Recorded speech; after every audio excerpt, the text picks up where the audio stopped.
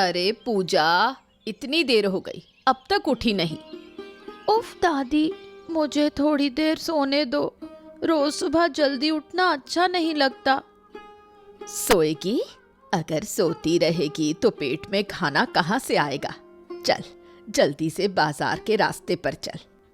मुझे अब भिखारी नहीं बनना दादी, मुझे ये काम नहीं करना पसंद। पसंद नहीं है तो क्या, तेरा क्या होगा? तुझे कौन खाना खिला के रखेगा? क्या मेरे पास पैसा कहीं से उग रहा है? लेकिन मुझे नहीं चाहिए कि लोग मुझे दया से देखें। दया? कोई दया नहीं होती। लोग हमारी मदद करते हैं, वो दया नहीं, कृपा है। मैं काम करके खाऊंगी दादी, लेकिन इस तरह नहीं। मेरे पास काम करने की ताकत है।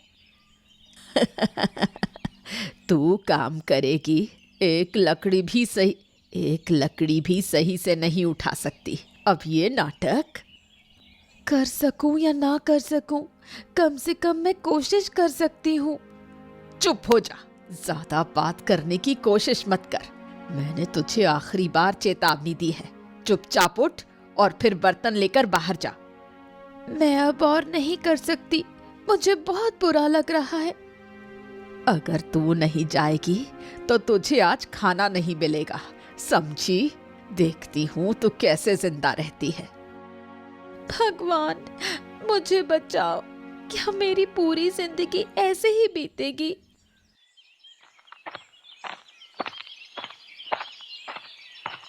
अरे लीला, कैसी हो? यहाँ क्या कर रही हो? महारानी, एक बात थी। मैं राजमहल की तरफ जा रही थी। क्या बात है? मेरी छोटी बहन राखी बहुत परेशान है महारानी। उसका बेटा ठीक से नहीं खा पाता। उसके पति के मरने के बाद से आप तो सब जानती ही हैं। मुझे लोगों के बारे में जानने से क्या फायदा? मुझे कोई फर्क नहीं पड़ता है। बहन, थोड़ी सी मदद कर दो ना। आप तो राजमहल में सुख से रहती हो, कुछ देने से आपकी कोई चीज कम नहीं होगी। मदद? क्यों? मैं क्यों सबकी मदद करती फिरूं? बहन, ये भीख नहीं है, ये जिम्मेदारी है। वो हमारी छोटी बहन है। जिम्मेदारी? अगर उसका घर संभालना है तो वही करेगी। जब उसे इतना दुख हो रहा था तो गरीब आदमी से शादी क्यों की? अब उसकी परेशानियों के बारे में सोचने की मुझे कोई जरूरत नहीं है। तुम पहले ऐसी नहीं थी, तुम बहुत बदल गई हो बहन। अब मैं राजमहल की महारानी हूँ, समझी? अब किसी के दुख दर्द के बारे में सोचने का समय नहीं है मेरे पास। तो क्या खून के रिश्ते का कोई मोल नहीं है? राजाओं और रानियों का कोई रिश्ता नहीं होता, सिर्फ राज्य की जिम्मेदारी होती है। राज्य की जिम्मेदारी। समझ गई, अब कुछ नहीं कहूंगी बहन।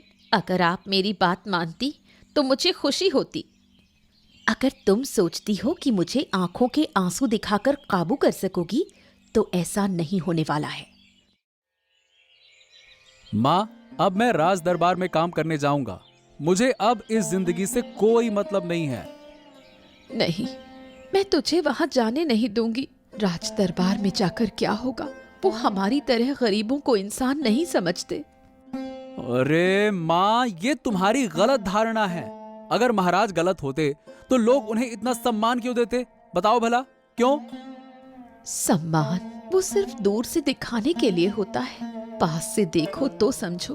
वो सिर्फ अपने बारे में सोचते हैं।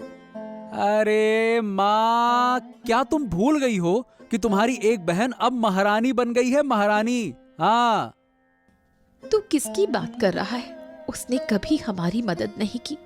जब हमारे पास एक मुट्ठी चावल भी नहीं था तो क्या वो एक बार भी हमारी मदद के लिए आई? वो तो हमारी खून की रिश्तेदार है, फिर भी कभी हमारी मदद नहीं की। लेकिन माँ, मैं तो... वो अब किसी और दुनिया में है। राजमहल के लोग। तुम हमेशा इस दुख में ही डूबी रहोगी, देखना। इसीलिए तुम्हारी जिंदगी कभी नहीं बदलती। लेकिन मैं बदलूंगा। मैं राज दरबार में काम करके अपनी किस्मत बनाऊंगा। किस्मत तो इंसान खुद बनाता है। मैं साबित करूंगा कि गरीब घर में पैदा होकर भी कुछ बड़ा किया जा सकता है। देखना। जो तेरा मन करे कर। मैं अब तुझे कुछ नहीं कहूंगी।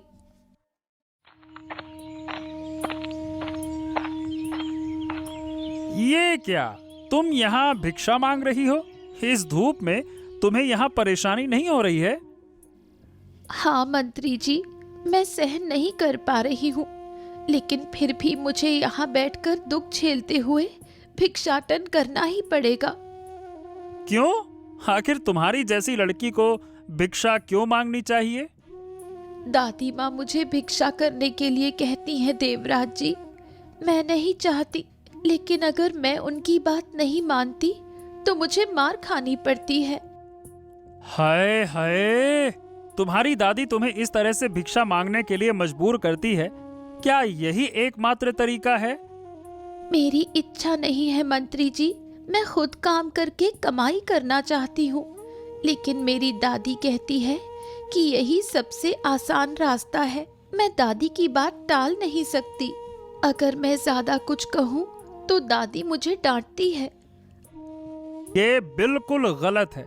अरे, एक मासूम लड़की इस तरह सड़क पर बैठेगी और कोई कुछ नहीं बोलेगा, हैं?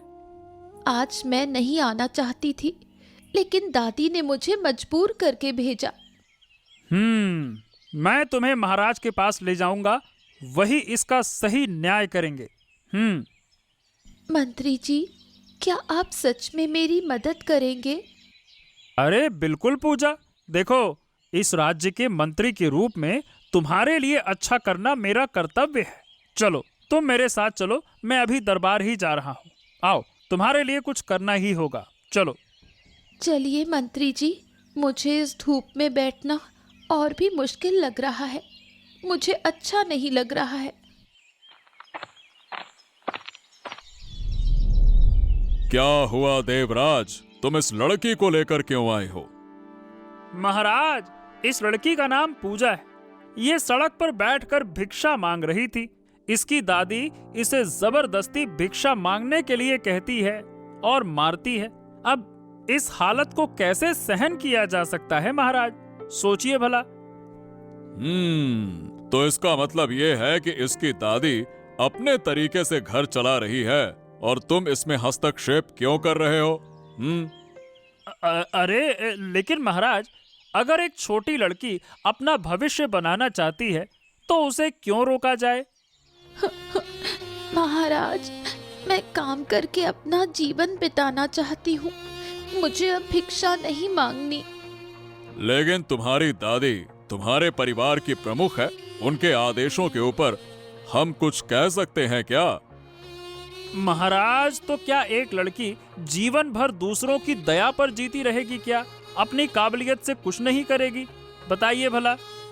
महाराज, मैं काम करके जीना चाहती हूँ। मेरी दादी मुझे सजा देती है, खाना नहीं देती, मुझे लोगों के सामने अपमानित करती है। क्या मैं थोड़ी सी इज्जत से नहीं जी सकती? अगर तुम खुद को बदलना चाहती हो तो ठीक है, हम तुम्हारे लिए कोई रुकावट नहीं डालेंगे। लेकिन हाँ, तुम्हारी दादी का घर चलाने के लिए क्या किया जाएगा? महाराज, मैं चाहता हूँ कि मैं पूजा को अपनी बेटी बना लूं। मैं उसे अच्छे से पढ़ाऊंगा और अच्छे से पालन पोषण करूंगा। हाँ। क्या आप सच में मुझे अपने घर में रखेंगे? अगर तुम राजी हो तो हमें कोई आपत्ति नहीं है। ठीक है। मैं राजी हूँ महाराज। मैं मंत्री जी के साथ उनके घर रहूंगी। तो आज से तुम मेरी बेटी हो। अब तुम्हें भिक्षा नहीं मांगनी पड़ेगी पूजा। हाँ। और अगर तुम्हें कोई परेशानी हो तो तुम हमें बताओ, ठीक है? अगर उसकी दादी कभी कुछ कहें तो आप उसे संभाल लीजिएगा महाराज। आप समझ ही रहे हैं कि इस छोटी लड़की का जीवन बर्बाद नहीं होने देना चाहिए। हाँ, हम समझ रहे हैं देवराज। बाकी तुम चिंता मत करो, हम सब कुछ संभाल लेंगे, ठीक है? कहाँ